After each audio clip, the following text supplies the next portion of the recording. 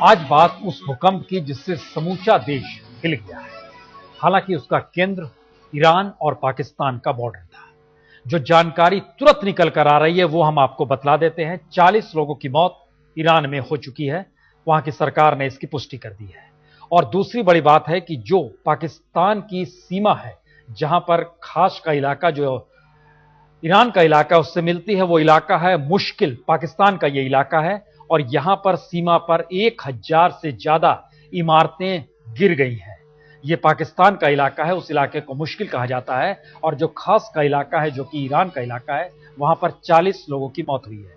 ये पूरा इलाका अन्य हिस्सों से कट गया है, इसलिए यहां पर जो राहत व्यवस्था है वो अब हेलीकॉप्टर के जरिए शुरू की गई है। यानी रेस्क्यू ऑपरेशन यहां पर शुरू किया गया हेलीकॉप्टर के जरिए। और इस पूरे इलाके के बाहर जो असर पड़ा है उसमें ईरान के भीतर तकरीबन 6 शहरों में जबरदस्त क्रैक्स आए हैं। बिल्डिंगों में जितनी भी इमारतें थी उसे खाली करा लिया गया है। और ये एक हफ्ते के भीतर दूसरा भूकंप है। इससे पहले 6.1 रेक्टर स्केल पर आया था। ईरान की जानकारी के मुताबिक, वहां से जो जानकारी आ रही है उसके मुताबिक, वहां पर जो न्यूक्लियर प्लांट है उस पर कोई असर नहीं हुआ है, यानी किसी तरह की कोई क्षति नहीं पहुंची है। लेकिन बड़ी तादाद में लोग आहत हुए हैं और जान माल की आहत हुई है। दुबई कमर्शियल सेंटर को शट डाउन कर दिया गया है। इसके बाद से ही दुबई के सभी जो बड़े टावर्स हैं उनको खाली करा लिया गया है। जो दुनिया की सबसे बड़ी इमारत जो दुबई में है, बुर्ज खलीफा, उसको भी खाली करा लिया गया है। और बड़ी तादाद में लोगों के आहत होने की खबर ईरान और पाकिस्तान के सीमावर्ती इलाके मुश्किल से आ रही है, जो कि जहां पर, और खासतौर से अफगानिस्तान का जो दक्षिणी हिस्सा है, जो सीमा लगती है ईरान और पाकिस्तान की सीमा से सटा हुआ इलाका है, वहां पर भी बड़ी तादाद में लोग आहत हुए, ये जानकारी आ रही है। लेकिन इन जगहों पर जो मकान है वो ज्यादातर कच्ची इमारतें हैं। पहाड़ी इलाका है, कच्ची इमारतें हैं, जंगल का इलाका है। इस इलाके में जो रहने वाले लोगों की हिस्से तादाद है वो उतनी बड़ी जनसंख्या नहीं है। बावजूद इसके ये पूरा इलाका कट गया है। तो भूकंप से पाकिस्तान के जो मुश्किल इलाका है वहां पर 1000 इमारतें ध्वस्त हुई हैं। ये मुश्किल इलाका है जो जिसका हम असर आपको बता रहे हैं। दुबई के बारे में बता दें, दुबई में कमर्शियल सेंटर समेत तमाम बड़ी इमारतों से लोगों को खाली करा लिया गया है। और जो दुबई की सबसे बड़ी इमारत बुर्ज खलीफा है, जो सबसे प्रसिद्ध और बड़ी इमारत है, उसे भी खाली करा लिया गया है। ईरान में 40 लोगों की मौत की खबर आई है, जो कि वहां पर कैजुअल्टी है, जो मौत आई है। और बढ़ सकती है ये तादाद, क्योंकि सैकड़ों की तादाद में लोग वहां पर घायल हुए हैं। यह भी ईरान की सरकार ने इसकी पुष्टि की है। ये अलग अलग हिस्सों से, भारत में सबसे ज्यादा प्रभावित हिस्सा जो है वो गुजरात का हिस्सा है, क्योंकि जिस जगह पे ये भूकंप आया है वो समुद्र के किनारे का इलाका है। और उस इलाके में बॉर्डर से सटा हुआ जो भारत का हिस्सा लगता है, उसमें सबसे ज्यादा तीव्रता कहीं पर भारत में महसूस की गई है तो वह गुजरात में महसूस की गई है। और गुजरात में भूकंप की तीव्रता इतनी भयावह रही कि लोगों के जहन में 12 बरस पहले भूकंप की यादें कौंध गई। उस वक्त जिस तरीके से जलजले ने समूचे गुजरात को अपने आगोश में ले लिया था, और खासतौर से कच्छ और सौराष्ट्र के इलाके को अगर उस दौर में याद कीजिए तो पूरा ध्वस्त हो गया था। अंतर्राष्ट्रीय तौर पर वो तारीख 26 जनवरी की थी, 2001 का वाकया है और 26 जनवरी की वो तारीख थी। लेकिन सवाल है कि इतने बरस बाद जब भूकंप ने दोबारा गुजरात को हिलाया है तो उस समय उसकी तीव्रता जो गुजरात में महसूस की गई वो माना जा रहा है कि 5.12 तीव्रता के साथ वहां पर झटके महसूस किए गए। इसी तरीके के झटके राजस्थान, हरियाणा, पंजाब, जम्मू, दिल्ली, उत्तराखंड, हिमाचल, इन जगहों पर महसूस किए गए। दिल्ली और एनसीआर के इलाके में जो झटके महसूस किए गए उसकी तीव्रता 4 से ज्यादा बताई जा रही है। कुछ हिस्से, कुछ उड़ीसा तक इसके झटके महसूस किए गए हैं। कुछ झटके नॉर्थ ईस्ट में भी महसूस किए गए, उसकी तीव्रता बेहद कम बताई गई है, 2 या 3 बताई जा रही है जो अलग अलग देश के हिस्से में। लेकिन इसका जो केंद्र है उस पर, वहां पर कितनी तीव्रता रही हुई होगी इसका एहसास इससे हो सकता है कि भारत के अलग अलग हिस्सों में जब इसके झटके इस रूप में महसूस किए गए,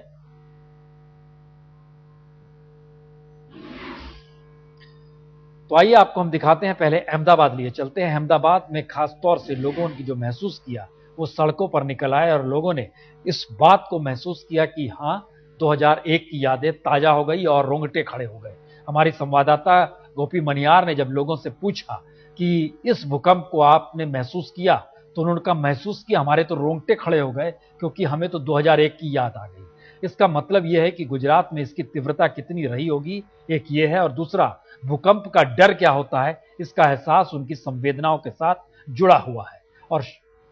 और गोपी मनियार इस वक्त हमारे साथ जुड़ चुकी हैं। गोपी, लोगों में अब राहत है वहां पर, और ये खास तौर से एक जो सौराष्ट्र या भुज के इलाके से भी कोई जानकारी आ पा रही है अब तक? जी बिल्कुल प्रसून, मैं आपको बता दूं कि समूचा गुजरात में आज भूकंप का झटका महसूस किया गया। अगर हम सौराष्ट्र और कच्छ की बात करते हैं तो वहां इसकी तीव्रता काफी ज्यादा थी, और वहां पे जहां पे भुज में 2001 में जो भूकंप आया था उसके बाद लोगों ने आज वैसा ही भूकंप का झटका महसूस किया। लोगों की हर जगह पर जो हमारी लोगों से बात हुई है, चाहे वो कच्छ हो या भचाऊ हो या फिर अगर हम पालनपुर की बात करते हैं, सूरत में भी भूकंप का झटका महसूस किया गया है। जो बहुमंजिला इमारत थी वहां से लोग नीचे उतर आए। हमारे साथ कुछ लोग मौजूद है जिन्होंने ये इस भूकंप के झटके को महसूस किया है, उनसे बात करते हैं। आप बताइए किस तरीके का ये झटका क्या महसूस हुआ?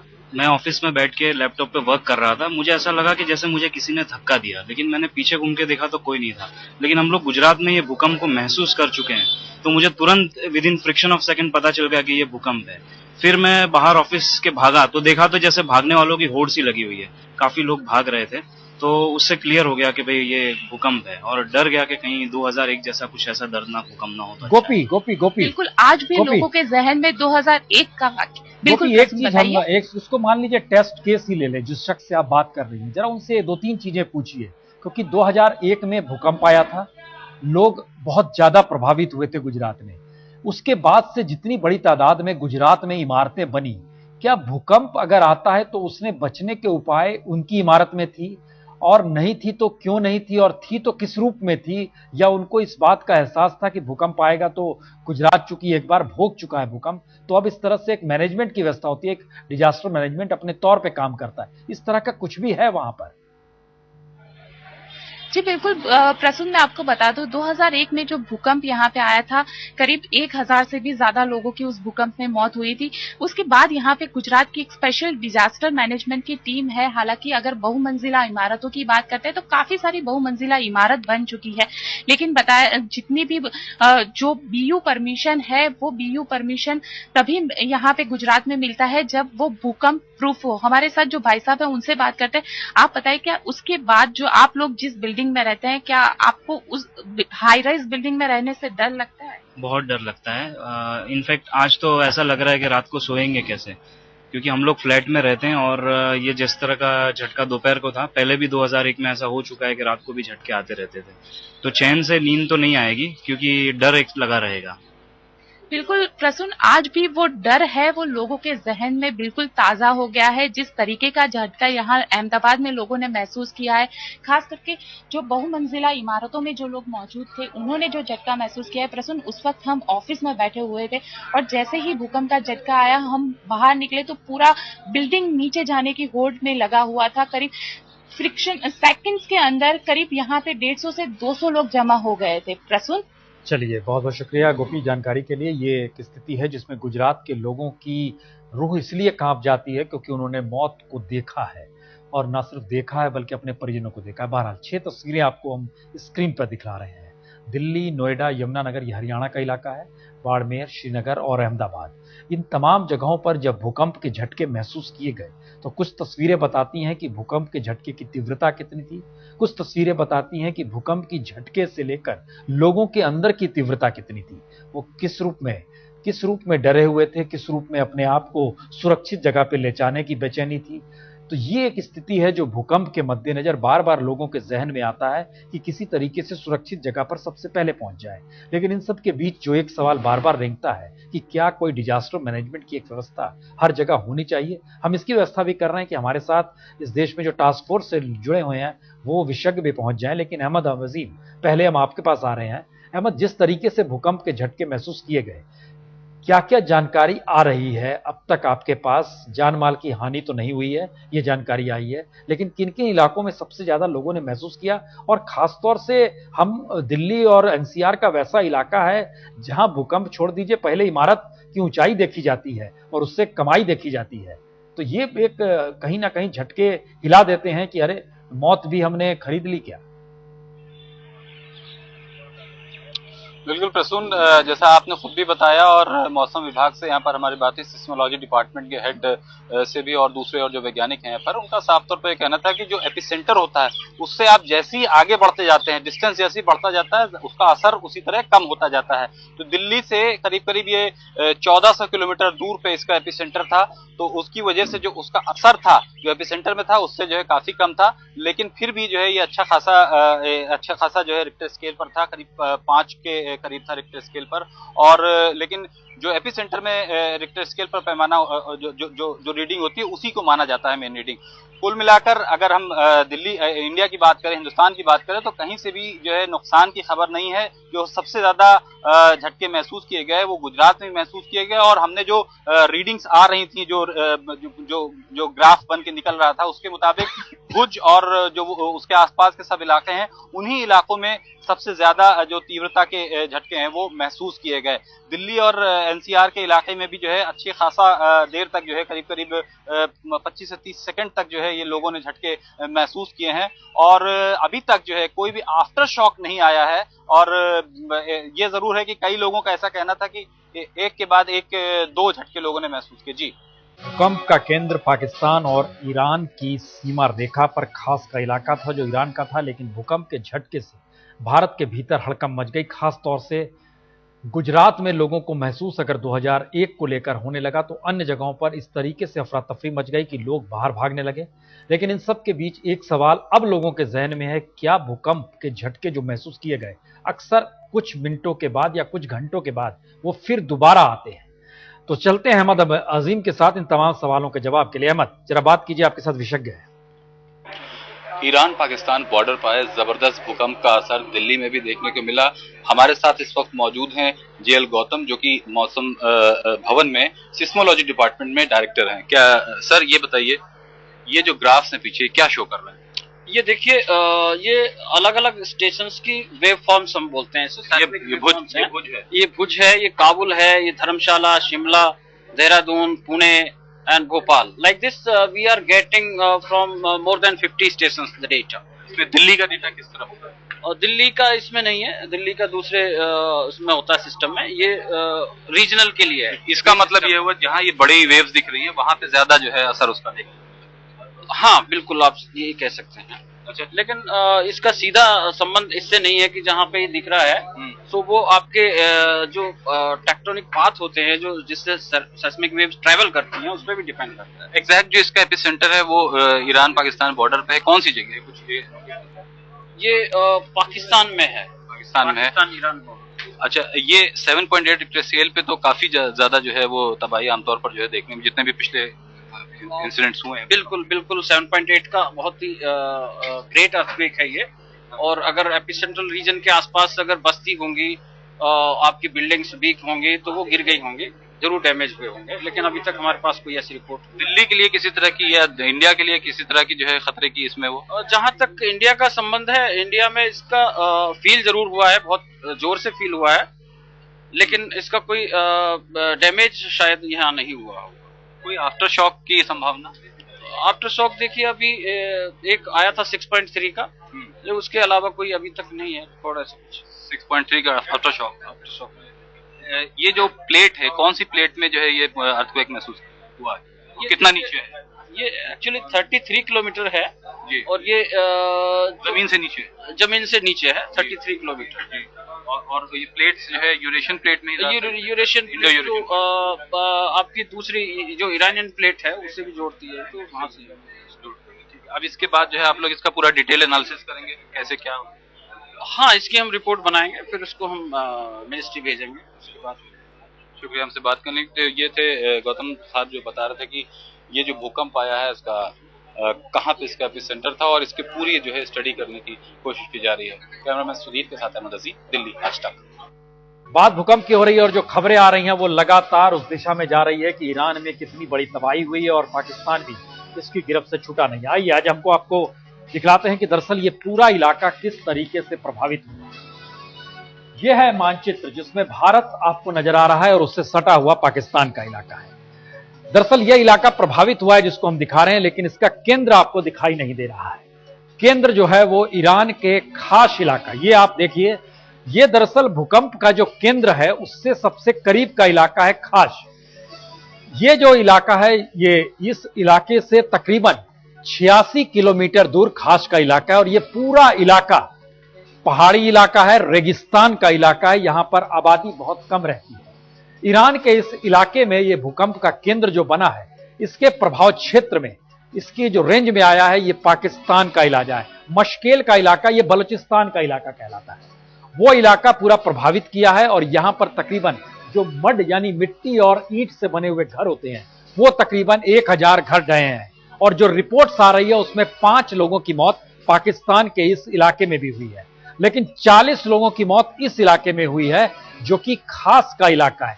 हम आपको एक चीज और बता दें कि दरअसल खास इलाके से, अगर खास इलाका तकरीबन 86 किलोमीटर दूर है, एक दूसरा इलाका जो ईरान का सबसे नजदीक का इलाका है वो है सरवेन शहर। ये 125 किलोमीटर इस केंद्र से नजदीक है। खास के इलाके में तकरीबन 5 लाख की आबादी रहती है और जो खारवेन का इलाका है वहां पर तकरीबन 6.5 लाख लोग रहते हैं। इस इलाके में प्रभाव इतना ज्यादा हुआ है कि यहां पे संचार व्यवस्था पूरी तरीके से काट दी गई, इमारतों से बाहर निकलकर लोग आ गए। और इस इलाके से हटकर जरा सा अगर आप नीचे की तरफ जाएंगे, जिसके करंट्स आप देख रहे हैं, ये नीचे दुबई का इलाका है, यूएई का इलाका है जो आप देख पा रहे हैं, ये समुद्र के इस पार का जो निचली हिस्सा है। इस इलाके में हर इमारत से लोगों को खाली करा दिया गया है और दुबई की वो एक सबसे बड़ी इमारत जो कि खास बुर्ज के तौर पर जानी जाती है, वहां से भी खाली किया गया है। इतना ही नहीं, ये जो पाकिस्तान का इलाका है, इस इलाके में बलूचिस्तान से होते हुए मामला कराची तक पहुंचा है। कराची में स्टॉक एक्सचेंज खाली कराया गया, इमारतें पूरी खाली करा दी गई और यहां पे लोग बाहर आ गए। बलूचिस्तान के इलाके में ये सबसे ज्यादा मशकेल कहा जाता है, वो शहर का नाम मशकेल है जहां पर मड हाउसेस मैक्सिमम है। और इस जगह पे ये हम बता दें, ये पूरा इलाका दरअसल, ये अगर एक गोल घेरा आप बनाते हैं तो ये पूरा इलाका रेगिस्तान या फिर माउंटेन्स यानी पहाड़ के तौर पर जाना जाता है, जहां पर जंगल है, पहाड़ है, रेगिस्तान, इस तरीके से ये पूरा इलाके की एक पहचान है।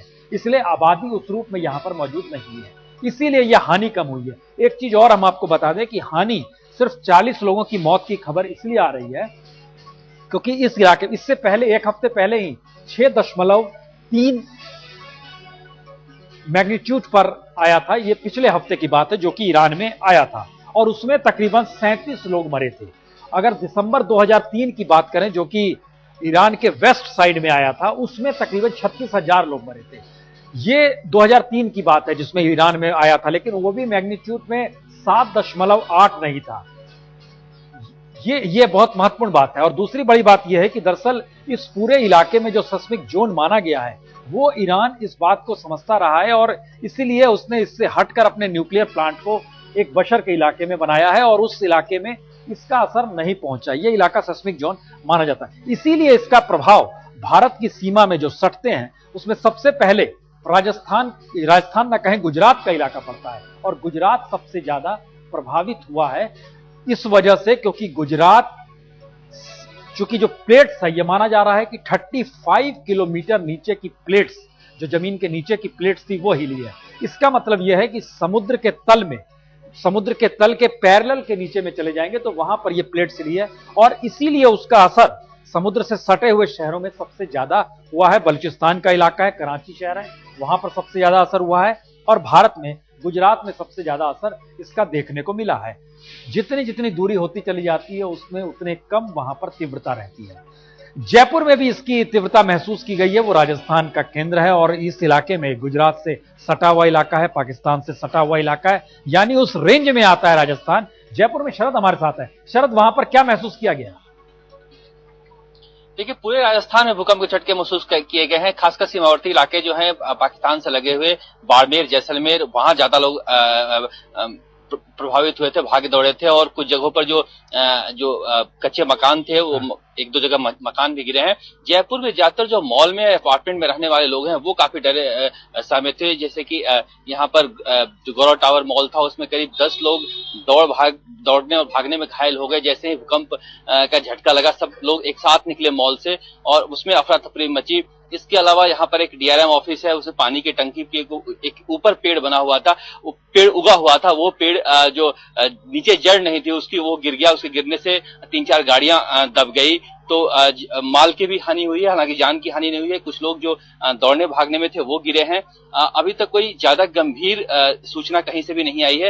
इतना है कि ये ऐसा भूकंप था जो कमोबेश पूरे राजस्थान को प्रभावित किया है, सीमावर्ती इलाकों से लेकर जयपुर तक, और सभी लोग डरे सहमे थे और 2 बार भूकंप के झटके महसूस किए गए हैं।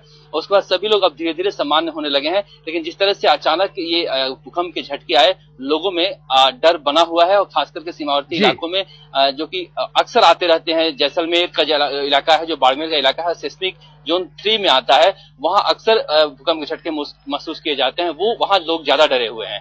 चलिए, बहुत बहुत शुक्रिया जानकारी के लिए। एक चीज और बता दें, जो जानकारी आ रही है उसमें कराची से लेकर पाकिस्तान के भीतर मुल्तान तक ही असर देखने को मिला है। लेकिन जिस बलूचिस्तान के इलाके का हम जिक्र बार बार कर रहे हैं उसमें मशकील का इलाका है और पंजगार का इलाका है, जहां पर 5 लोगों की मौत की पुष्टि हुई है। ये बलूचिस्तान के पंजगार का इलाका है। 40 लोगों की मौत की पुष्टि यहां हुई है। और नीचे जो पूरा आप हिस्सा देख रहे हैं, खासतौर से कतार, बहरीन, अबू धाबी, दुबई, उन इलाकों में भी ये प्रभाव पड़ा है। यानी ईरान के लिए ये स्थिति कहीं ना कहीं अच्छी नहीं है और पूरी संचार व्यवस्था इस वक्त वहां पर भूकंप से प्रभावित इलाकों के बारे में हम आपको एक बार फिर से दोबारा जानकारी दे रहे हैं, ये बताते हुए कि हमारे साथ प्रोफेसर जीएस रुनवाल साहब भी जुड़ चुके हैं, जो भूगर्भ शास्त्री है। लेकिन जो जानकारी आ रही है उसमें तकरीबन 40 लोगों की मौत हुई है ईरान में, 5 लोग पाकिस्तान में मरे हैं। और पाकिस्तान के इलाके में जहां पर मौत हुई है वो पंजगार का इलाका है, ये बलूचिस्तान के हिस्से में आता है। मशकेल में जो मड हाउसेज हैं वो बड़ी तादाद में गिर गए हैं। कतर, बहरीन, अबू धाबी सबसे ज्यादा